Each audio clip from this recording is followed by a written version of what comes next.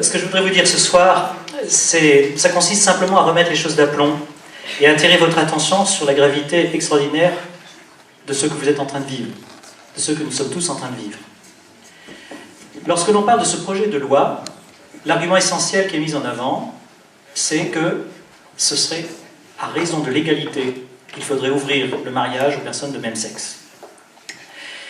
Il faut vraiment comprendre que cet argument est totalement fallacieux. Parce qu'en droit européen, comme en droit national, le principe d'égalité, c'est donner la même chose à des gens qui sont dans la même situation. Et c'est donner des choses différentes à ceux qui sont dans des situations différentes. Et lorsque l'on parle de mariage, il faut se souvenir que l'État n'a normalement aucun droit d'entrer dans la vie privée, et évidemment, a fortiori dans la vie intime des citoyens. Les seuls États qui sont allés dans la vie intime et privée des citoyens, ce sont les États totalitaires.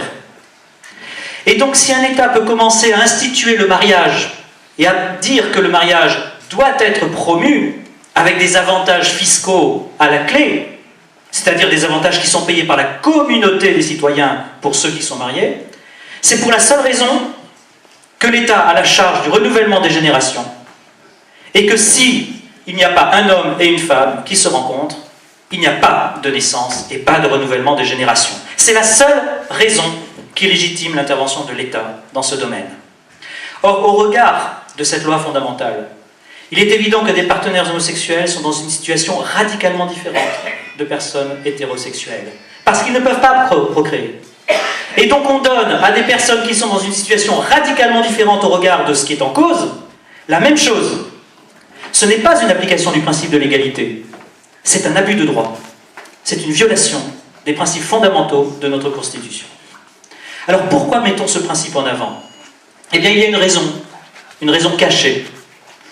C'est qu'en réalité, derrière le mariage des personnes de même sexe, il y a la volonté d'abolir toute différence entre les sexes.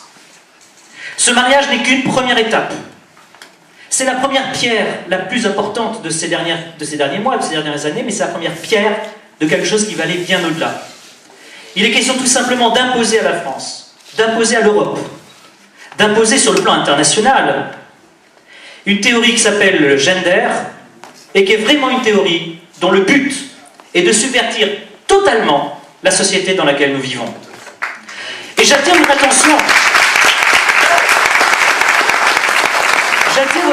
sur le fait que c'est en marche. Et quand je dis que vous vivez un moment historique, je n'exagère rien. Si vous regardez des films sur la Seconde Guerre mondiale, sur ce qui s'est passé au XXe siècle, en Union soviétique, avec la montée de ces deux totalitarismes infernaux, eh bien vous avez un sentiment que c'est déjà loin, surtout si vous êtes jeune. Ce sont des thèmes qu'on aborde dans des films. Mais aujourd'hui, ce ne sont pas dans des films que les thèmes sont abordés pour la révolution qui est en marche. Elle est aujourd'hui en marche ici. Et vous qui êtes dans cette salle, vous êtes des acteurs de l'histoire, comme les acteurs que vous voyez dans les films. Et pour vous, c'est réel, c'est sérieux. Et vous allez voir à quel point c'est grave. Quand on parle d'identité de genre, la première réaction des gens, c'est de dire c'est fumeux. Qui pourrait croire qu'une femme et un homme, c'est pareil? Et pourtant, en 1995, à la conférence de Pékin, tout a été fait pour transformer cette conférence en une conférence du genre. En France, je vais vous donner deux exemples récents. Vous savez que les femmes ont moins d'accidents d'automobile que les hommes. Ou plus exactement, que ça coûte moins cher, parce qu'elles roulent peut-être moins vite. Et donc, jusqu'ici, il était acquis que les femmes pouvaient payer des cotisations d'assurance moins élevées que celles des hommes. Le 18 décembre 2012, un arrêté est sorti, à l'instigation du droit européen comme du droit national tel qu'il est promis aujourd'hui, disant que désormais, peu importe ce que font les femmes au volant, elles doivent payer la même chose que les hommes. Pour une raison très simple, c'est qu'il ne doit pas y avoir de différence entre elles et les hommes. Même si la nature montre qu'elles sont différentes, elles doivent être mises sur le même plan. Deuxième exemple, jusqu'en 2002, les femmes pouvaient prendre leur retraite à partir de 15 ans de travail et avec une jouissance immédiate.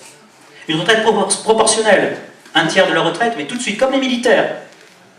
En 2002, la Cour de justice de l'Union européenne est intervenue au nom de l'identité de genre. Et elle a dit, c'est intolérable que ce soit réservé aux femmes. Il faut que les hommes, pères de 3 enfants et plus, aient le même avantage. Comme si le fait de porter 3 enfants et plus, c'était la même chose pour une femme que pour son mari de regarder sa femme les porter.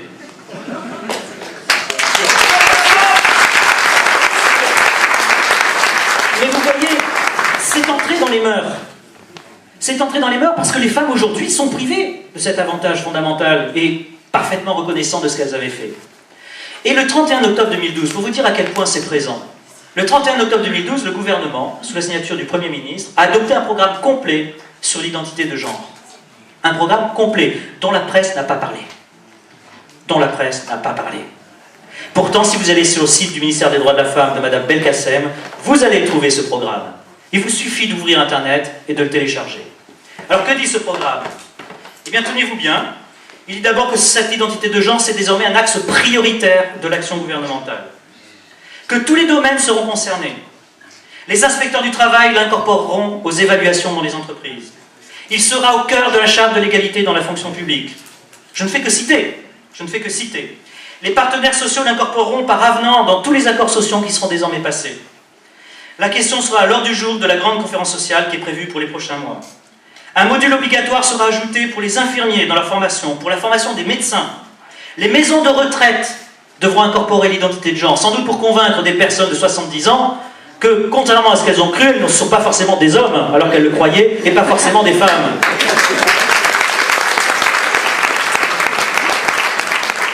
Les personnes transsexuelles pourront désormais demander à l'état civil de changer leur sexe sans même qu'il y ait une opération chirurgicale. L'identité de genre sera enseignée dans les écoles maternelles. Et le 6 mars dernier, le Conseil des ministres a pris un communiqué sur les ABCD de l'égalité. Il s'agit dans les écoles maternelles, dans les écoles primaires, de convaincre les petites filles qu'elles ne sont pas forcément des petites filles et les petits garçons qui ne sont pas forcément des petits garçons. Et sur le plan international, il est prévu de modifier la Convention européenne des droits de l'homme pour ajouter dans le protocole numéro 12 l'obligation de respecter l'identité de genre. Vous voyez à quel point c'est présent. Vous voyez à quel point c'est immédiat aujourd'hui. Alors qui sont-ils ces gens qui prônent le genre? Eh bien, je vais vous faire 2 ou 3 citations parce que je manque de temps. Simplement 2 ou 3 citations. L'objectif fondamental, je vous le lis, c'est une révolution qui doit être, à la différence du premier mouvement féministe, le premier mouvement féministe qui n'a plus rien à voir avec ce qui est aujourd'hui. Donc, le but définitif, c'est d'en finir avec le privilège masculin, mais encore également avec la distinction même des sexes.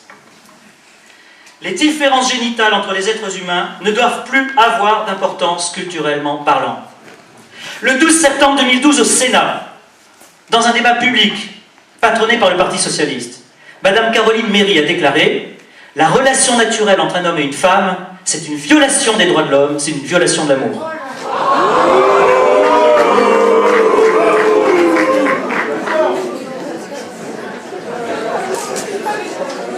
Je vais vous faire encore 2 citations. Que dit une militante LGBT du genre? Notre but, dit-elle, c'est d'en finir avec la division sexuelle du travail dans lequel la femme est mère. Nous ne voulons plus qu'on dise que les femmes sont mères. Nous ne voulons plus qu'il soit dit que les femmes sont destinées à porter des enfants. Il faut désormais que les hommes portent des enfants comme les femmes. Mais c'est dans les textes. Ce n'est pas moi qui l'invente. Autre citation. La suppression de la famille biologique. La suppression de la famille biologique fera aussi disparaître l'obligation de procéder à la répression sexuelle. L'homosexualité masculine, le lesbianisme, les relations sexuelles extramatrimoniales ne devront plus être considérées comme une alternative, comme quelque chose que l'on tolère. Il faudra, au lieu de cela, que même les catégories d'homosexualité et d'hétérosexualité soient abandonnées, l'institution même des relations sexuelles où l'homme et la femme exercent un rôle bien déterminé disparaîtra. L'humanité pourra enfin revenir à sa sexualité perverse polymorphe, dans lesquelles il n'y a plus aucune détermination de la femme et de l'homme en matière de procréation. Alors, vous allez me dire, mais ils sont fous.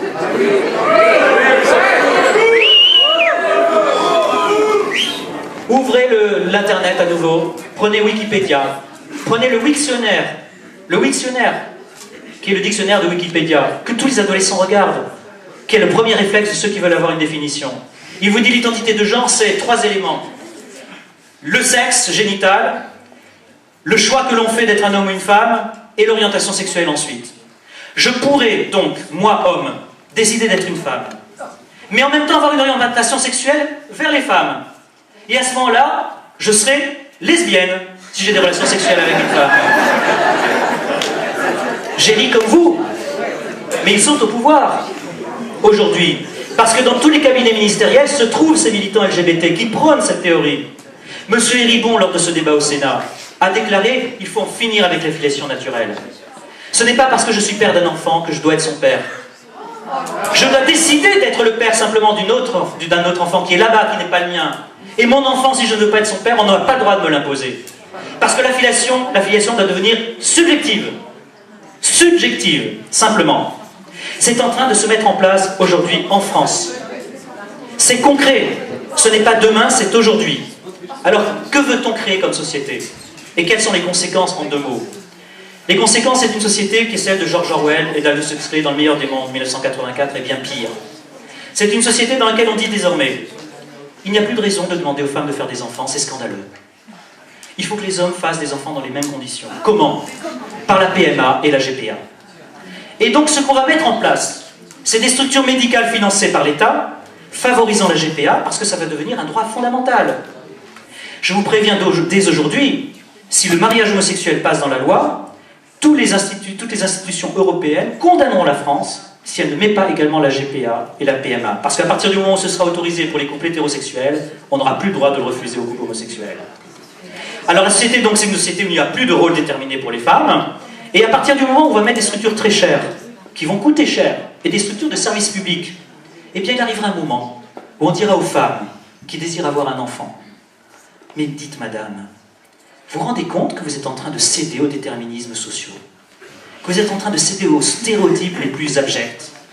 Vous vous rendez compte que votre attitude est une violation de la dignité humaine.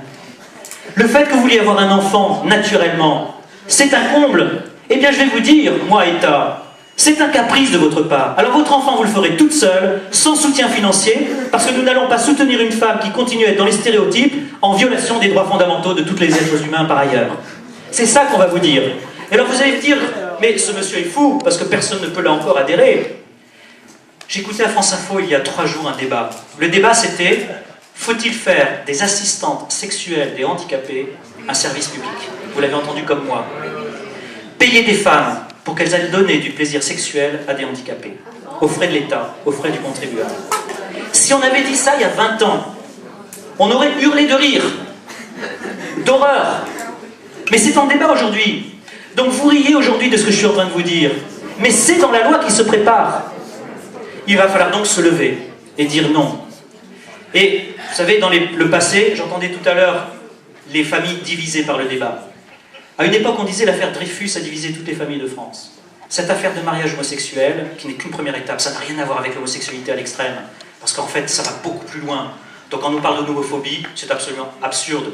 L'homophobie, désormais, c'est quoi dans l'esprit de ces gens-là? Vous êtes homophobe simplement si vous dites qu'une femme, c'est différent d'un homme. C'est ça, désormais, l'homophobie. Et vous irez en prison dans 20 ans, si vous ne bougez pas, simplement parce que vous direz qu'un homme, c'est différent d'une femme. Et donc, j'entendais ces familles divisées, et je me disais, oui, nous sommes face à une nouvelle affaire Dreyfus. Eh bien, écoutez, au nom de l'ensemble du collectif, ce soir, je crois que nous pouvons dire tous ensemble, nous accusons une petite minorité LGBT, présente dans les cabinets ministériels, de manipuler l'opinion et des hommes politiques trop crédules sur les véritables motivations qui sont les leurs. Nous accusons un certain nombre de médias d'empêcher leurs propres journalistes de parler, d'effectuer des pressions intolérables sur les journalistes pour les empêcher de dire la vérité, comme cela s'est fait en 2007 à propos du traité de Lisbonne, où brusquement tous les journalistes qui étaient contre sont devenus pour, parce que leur direction leur disait « vous n'avez pas le choix, ou vous dites que vous êtes pour, ou vous êtes licencié ». Nous accusons donc ces gens-là de faire des pressions intolérables. Nous accusons ces gens-là, financés par des grandes banques internationales, de faire tout cela possible pour subvertir, sans que cela se voie, les structures fondamentales de la société et de l'humanité. Eh bien, nous les accusons, et nous n'avons pas peur des mots, de trahison pure et simple de l'humanité.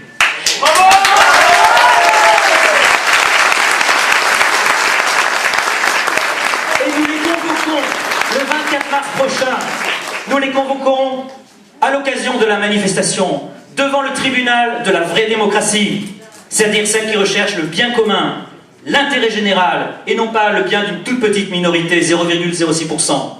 Et nous les convoquons au tribunal de la raison, au tribunal de la nature, au tribunal du cœur et au tribunal de l'amour, parce que, bon sang, entre un homme et une femme, c'est l'amour avant tout qui est à l'origine de tout.